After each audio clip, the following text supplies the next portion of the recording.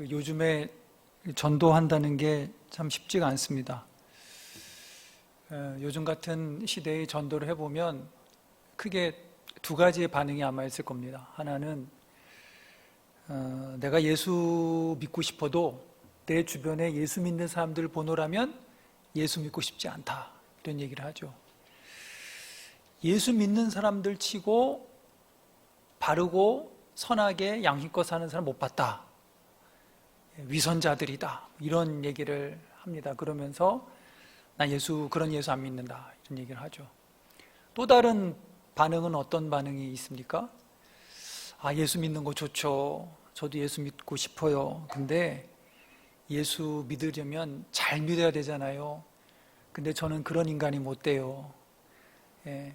한번 믿으면 잘 믿어서 많은 사람들에게 본이 돼야 되는데 저는 그럴 자신이 없습니다. 저는 그런 인간이 못 됩니다. 아직 저에게 시간이 필요합니다. 이런 얘기를 하죠. 듣고 보면은 다 맞는 얘기예요. 제가 설득이 될 때가 있어요. 맞네요. 그렇네요.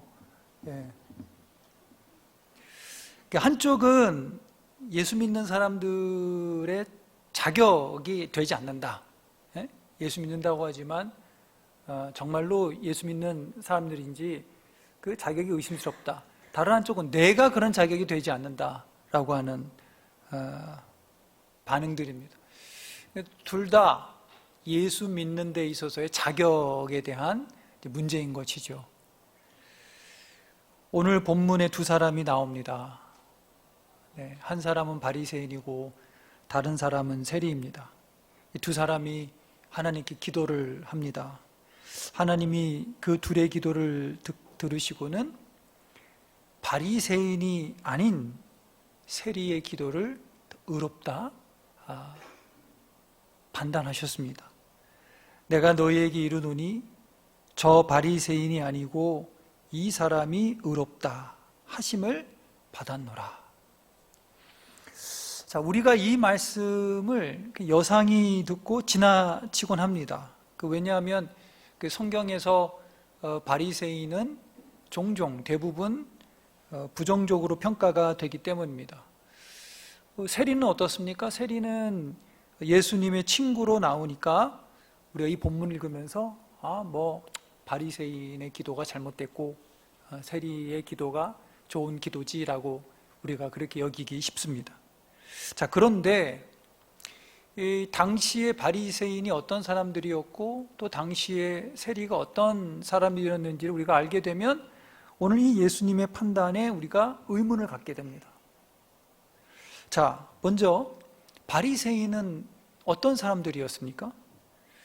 이 바리사이라고 하는 이 말은 그 말의 뜻이 구별되어 있다라는 말입니다. 그러니까 이 바리사이라고 하는 이 말의 뜻만 구별되다라는 것이 아니라 이들의 삶 자체가 사람들과 구별되어 있는 삶을 사는 사람들이었습니다. 왜냐하면 이들은 성경이 말하고 있는 모세가 정한 그 율법들을 문자 그대로 지키고 따라 살려고 하는 사람들이었기 때문에, 쉽게 얘기하면 하나님을 철두철미하게 신앙하는 삶을 살려고 했기 때문에 이들은 일상생활에서 평범한 사람들과 삶을 함께 공유할 수가 없었습니다. 여러분 한번 생각해 보세요. 우리도 사회생활, 직장생활 할 때 내가 하나님을 온전히 철두철미하게 말씀대로 살겠다 하면 사회생활이 가능해져요? 원만해집니까? 회식 자리에 가겠어요? 어렵죠. 그냥 신앙생활 하지 않는 사람들과 이렇게 이런저런 대화를 하더라도 항상 내가 볼 때 그들의 대화는 겉도는 대화입니다. 함께 대화를 공유할 수가 없어요. 그렇지 않습니까? 그러니까 우리도 그런데 당시에도 유대 사회 안에서 하나님의 말씀을 문자 그대로 모든 것들을 이행하려고 하다 보니 어떻게 되겠어요? 자연스럽게 구별된 사람으로서 살아갈 수밖에 없는 거죠. 자, 이 바리새인들이 구별된 삶이 어떤 삶이냐? 오늘 이 바리새인의 기도에 크게 세 가지로 우리가 볼 수 있습니다. 하나는 바리새인은 따로 서서 기도했다. 자, 따로 서 있다라는 말 자체가 구별되어 있다라는 말이죠. 자, 바리새인은 따로 서서 기도하여 가로되 하나님이여 나는 다른 사람들 곧 토색 불의 간음하는 자들과 같지 아니하고. 이 바리새인은 기도하는 사람이었습니다. 서서 따로 기도했다, 홀로 시간을 정하여서 기도하고 기도에 집중했다라는 말이죠. 또한 그는 토색하지 않았다고 합니다. 이 토색하는 사람들이 누구냐? 당시에 탐관오리들을 두고 얘기한 것입니다. 탐관오리는 잿밥에 눈이 먼 관리들을 얘기하죠.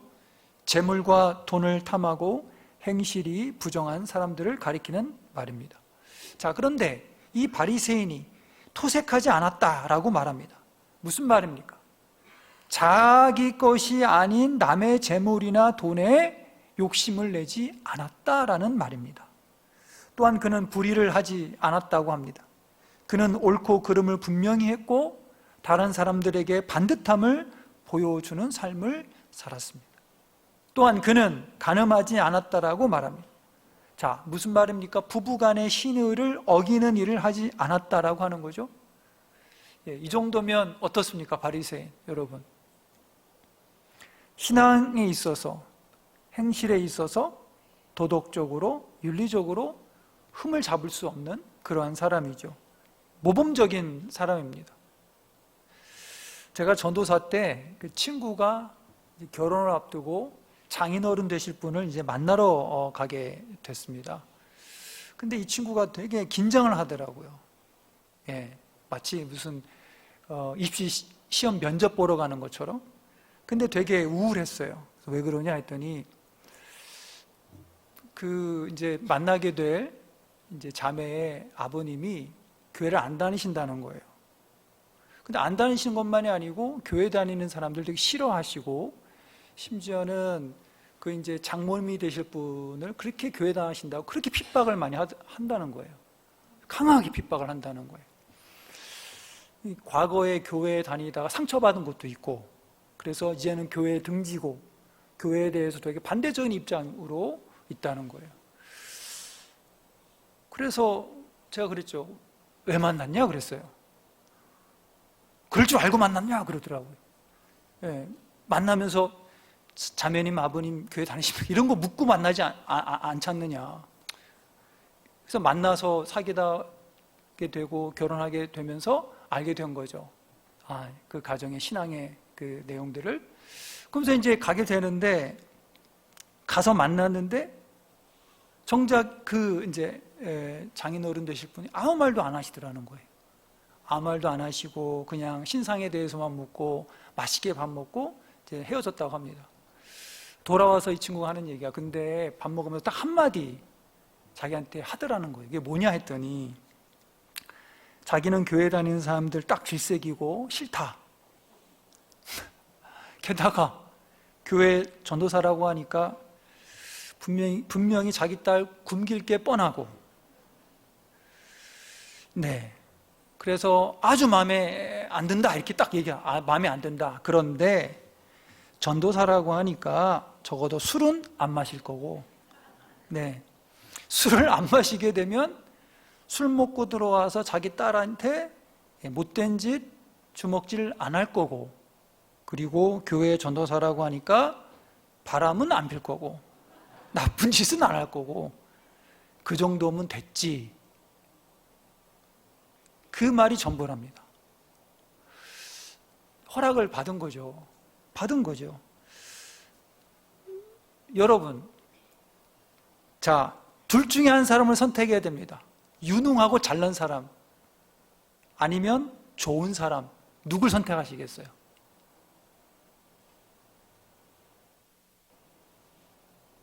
고민하시네요? 아침 일부 예배 때는 바로 나오던데? 여러분, 회사에서도 사람을 채용해보고 면접을 해보고, 예? 뽑아보면 처음에는 유능하고 잘난 사람을 뽑으려고 하죠. 뽑아놓고 보면 중요한 게 뭡니까? 중요한 게 뭐예요? 인과관계가 중요해요. 뭡니까? 좋은 사람이 더 중요하다는 거예요. 여러분, 사위 며느리 다 받아봤잖아요. 어때요?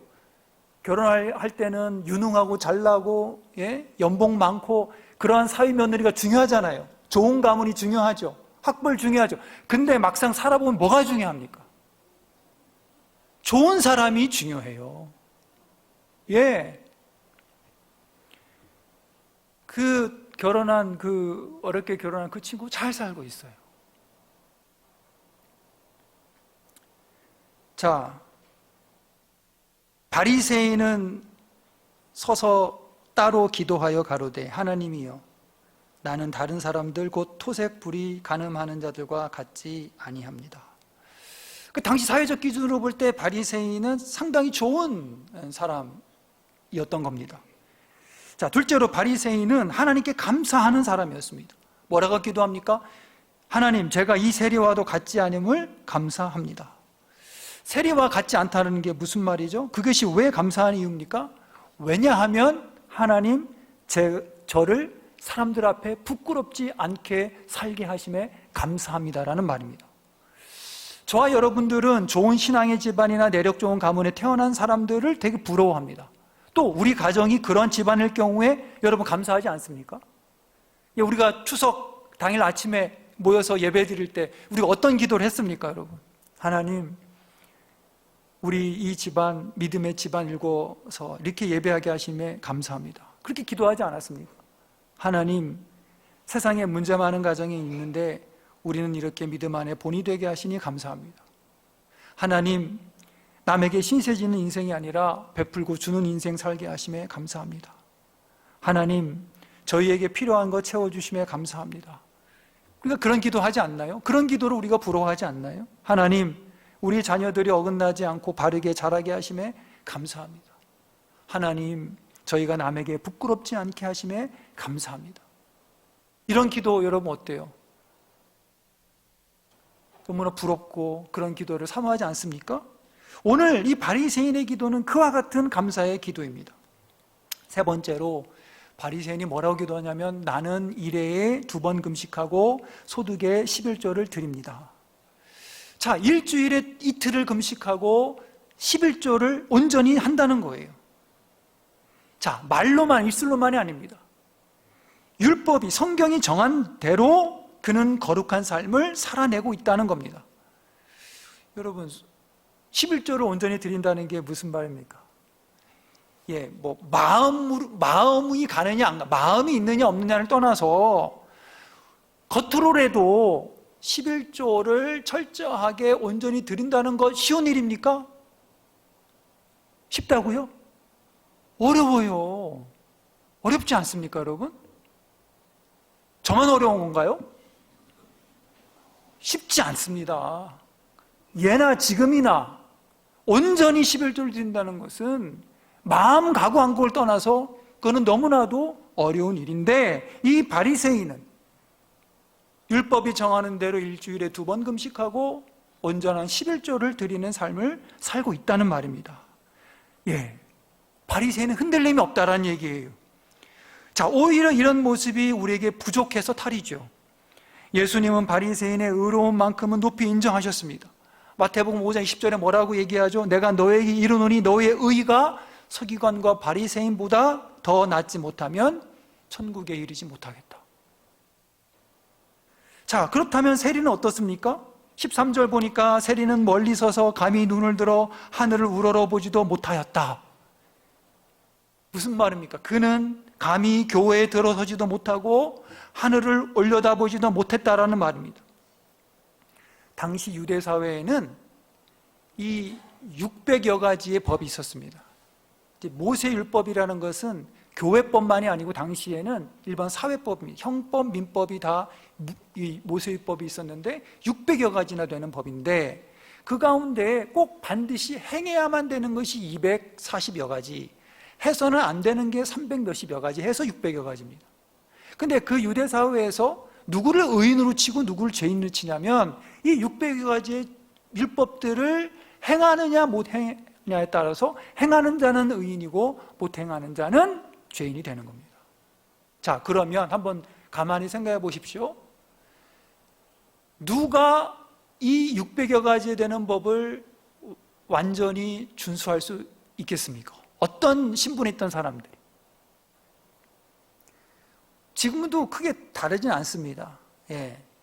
그러니까 법을 잘 지킬 수 있는 삶의 여건이 되는 사람이 있고 그렇지 못한 사람들이 있잖아요. 자, 보세요.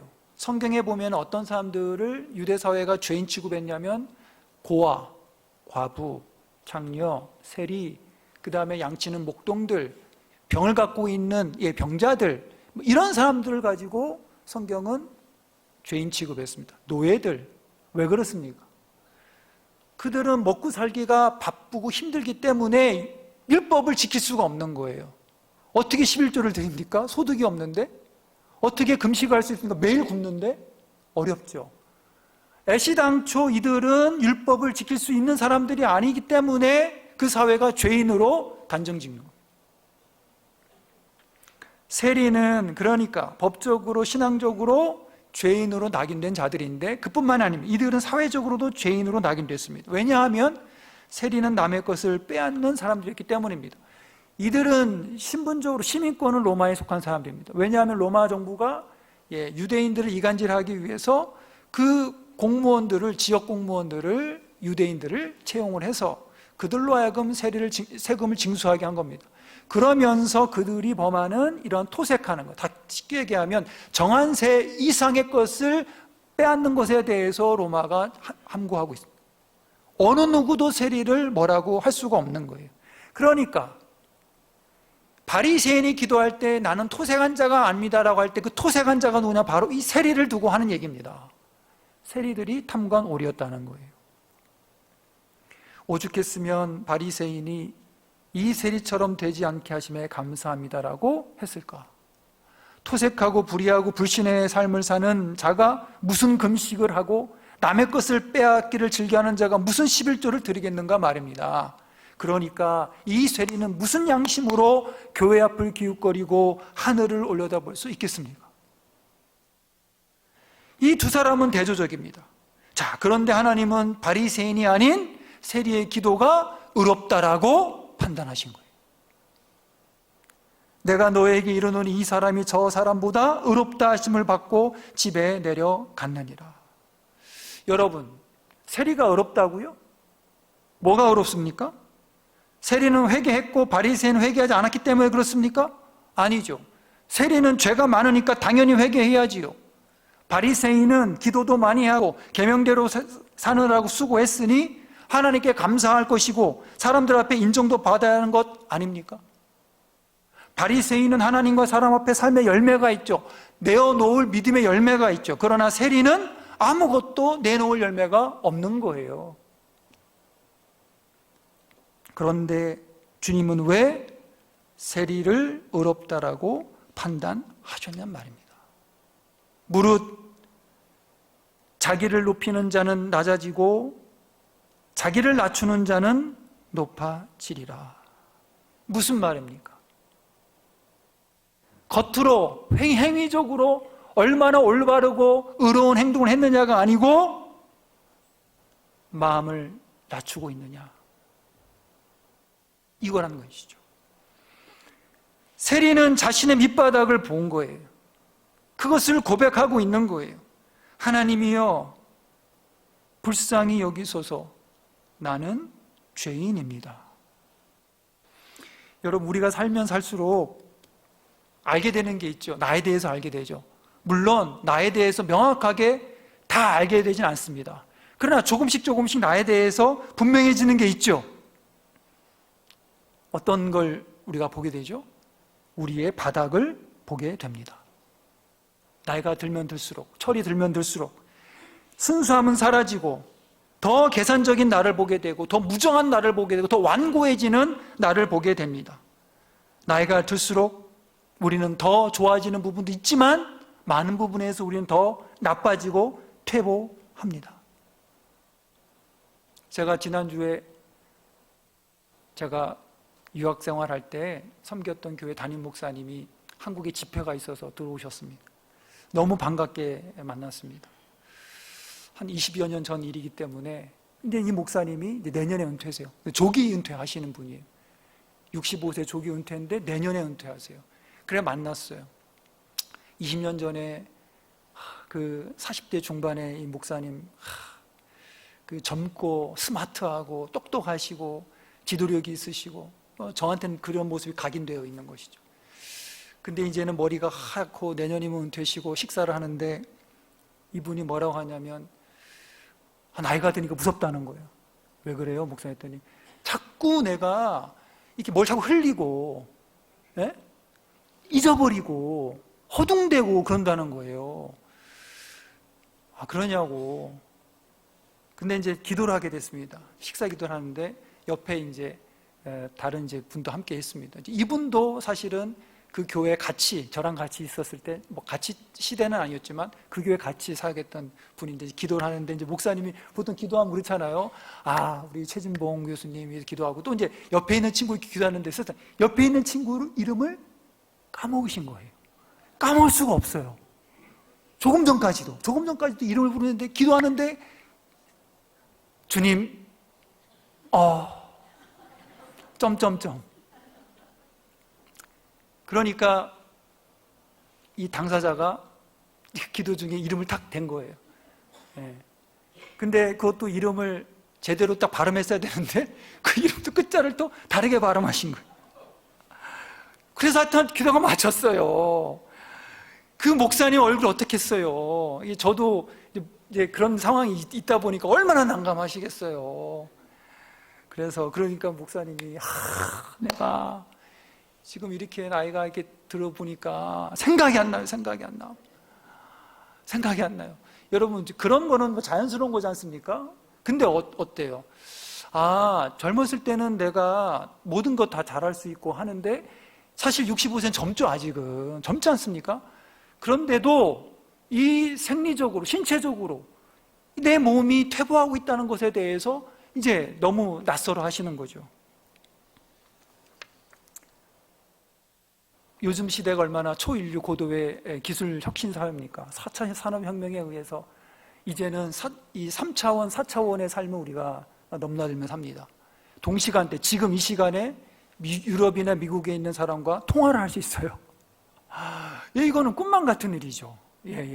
얼굴을 보면서 공짜로 그것도. 제가 얼마 전에 그 삼성병원에서 이렇게 랜덤으로 이렇게 해가지고 불러서 트랜스휴먼 기기라는 게 있어요. 여러분 몸에 부착하는 기기가 있어요. 그러니까 이제 곧 나온다고 합니다. 뭐냐면 기계를 허리에 차요. 그리고 이 장단지 부분에 이 기계를 부착하면 내가 힘을 들이지 않아도 걷게 해주는 거예요. 그러니까 이제 어르신들 외에 이제 걷기 어려운 분들 있잖아요. 그러면 이제 그런 걸 위해서 이제 나온 거예요. 허리에 차고 하면 뛰기도 해요. 걷기도 해요. 오르막길도 이게 다 해주는 거예요. 그거를 이제 테스트한다고 오랜 동안 제가 2번 갔습니다. 가서 하는데 세상에 이제는 뭐 근력이 없어도 되겠다. 이제 뭐 이 기계가 다 해주니까요. 너무 편리해지겠더라고요. 그런데 우려가 됐어요. 이렇게 되면 인간의 한계를 못 느끼겠다. 자, 4차 산업혁명이 등장하면서 막 지난 팬데믹 기간 동안 얼마나 우리가 떠들어댔습니까? 4차 산업혁명이기 때문에 이제는 모든 게 편리해지고. 근데 클라우드 슈밥이라고 하는 독일의 학자가 뭐라고 얘기했냐면 인류는 편리해질지 모르지만 이 4차 산업혁명으로 인해서 인간은 불행해질 것이다 이런 얘기했습니다. 위기가 온다는 얘기예요. 왜냐하면 윤리적으로 도덕적으로 탈인간화가 되고 인간을 물질화 상대하기 때문에 심각한 종교적이고 신앙적이고 영적이고 정신적인 고갈을 맞이하게 된다. 그러니 인간 사회가 지혜를 모아서 방안을 찾지 않으면 인류는 큰 위기를 봉착하게 될 거다. 이런 얘기를 했습니다. 무슨 말입니까? 우리 인간은 개인적으로나 집단적으로나 인류 문명적으로 우리는 능한 것 같지만 그렇지 않아요. 우리는 퇴보의 역사를 가고 있어요. 우리는 무능합니다. 우리는 무력합니다. 우리는 강한 것 같고 의로운 것 같고 아는 대로 내가 행할 수 있고 언행일치가 될 것 같은데 내 자신의 현실은 그렇지가 않단 말입니다.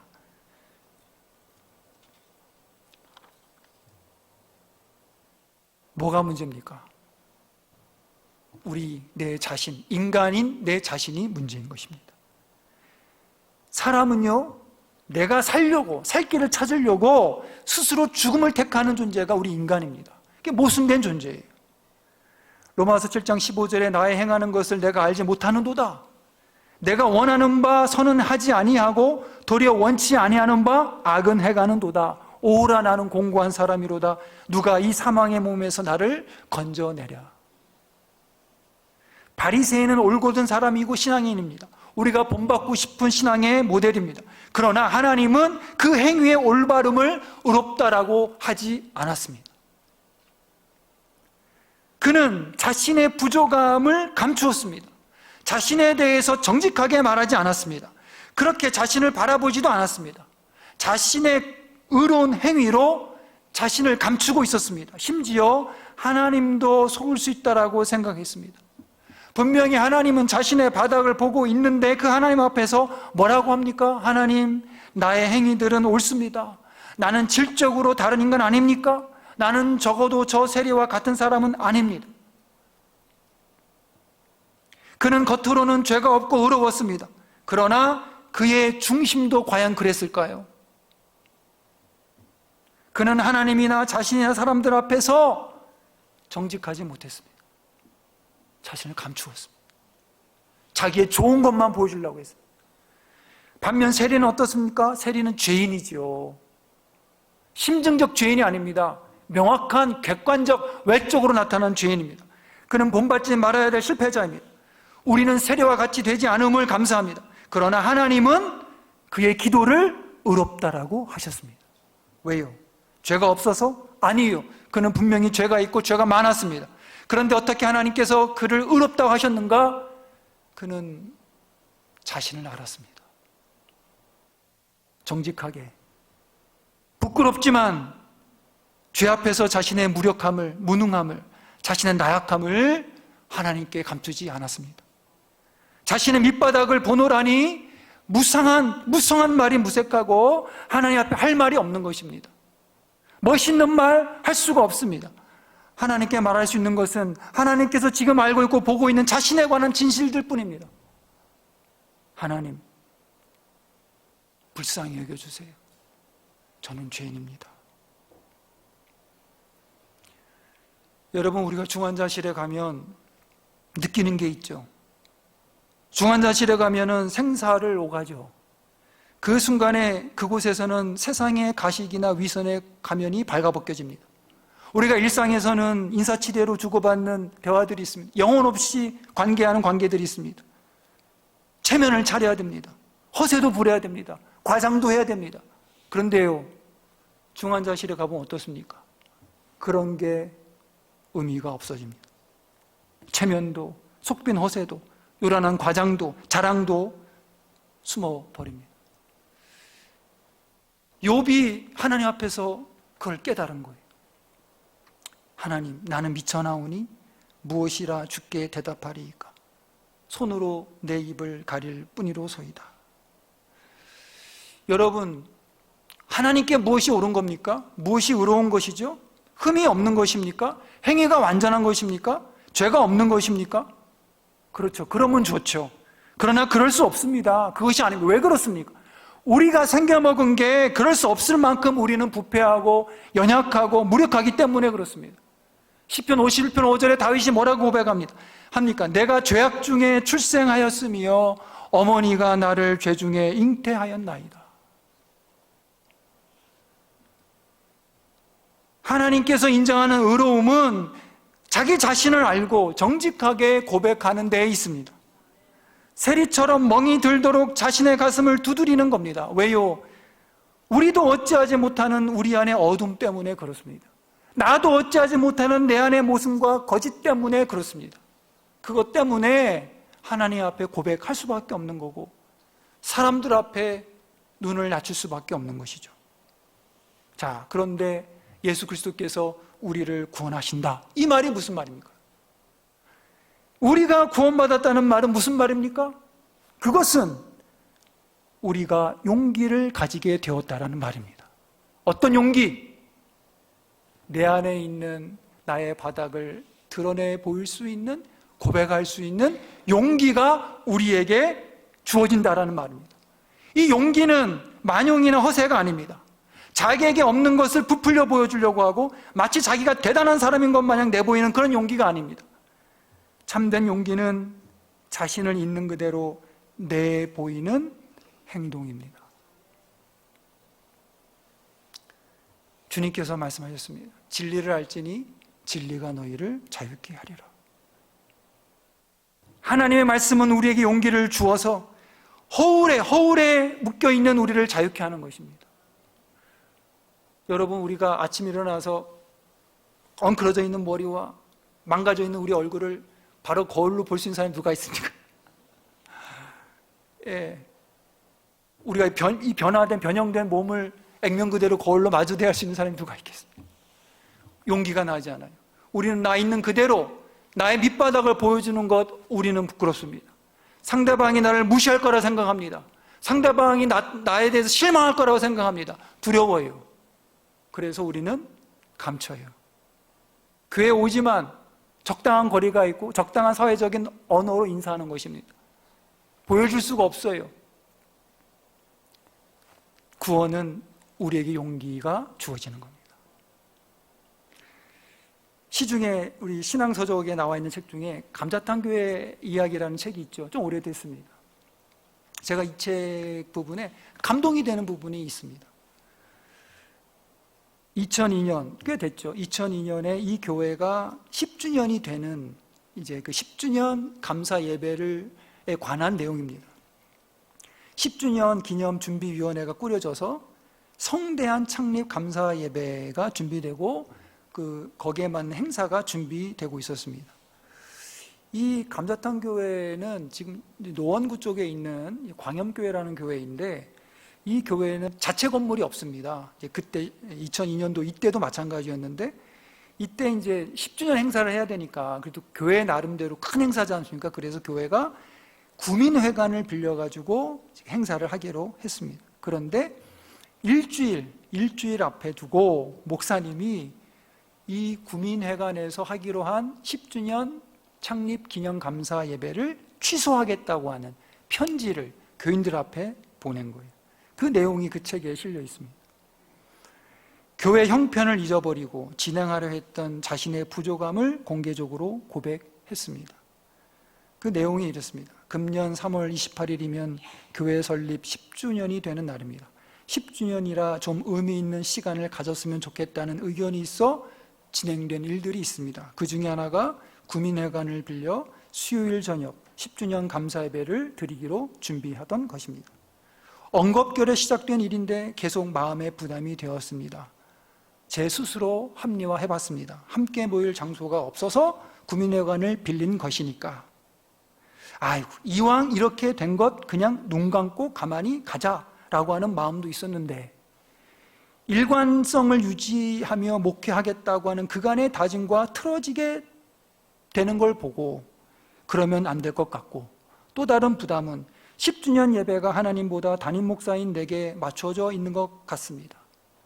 어제 설교에서 하나님과 말이 통하면 행복하다라고 설교했는데 오늘 이렇게 마음을 정하니 행복합니다. 저를 위해서 준비했던 순서들은 모두 생략해 주시기 바랍니다. 같은 목사로서 이 참 너무나도 울림이 되는 거예요. 일주일 남겨놓고 이건 아닌 것 같아요. 제가 그동안에 목회해왔던 나의 신념하고도 어긋나는 거고, 제가 어찌하다 보니까 정신없이 크게 좀 성대하게 해보려고 했는데 아무리 생각해도 하나님이 주인이 안 되는 것 같아요. 죄송합니다. 취소해 주세요. 여러분, 구원이라는 것은 우리의 용기를 주는 겁니다. 사람들 앞에 부끄러워지면 어떡하나, 체면이 구겨지면 어떡하나, 나를 무시하면 어떡하나. 하나님의 말씀은 우리로 하여금 담대하게 합니다.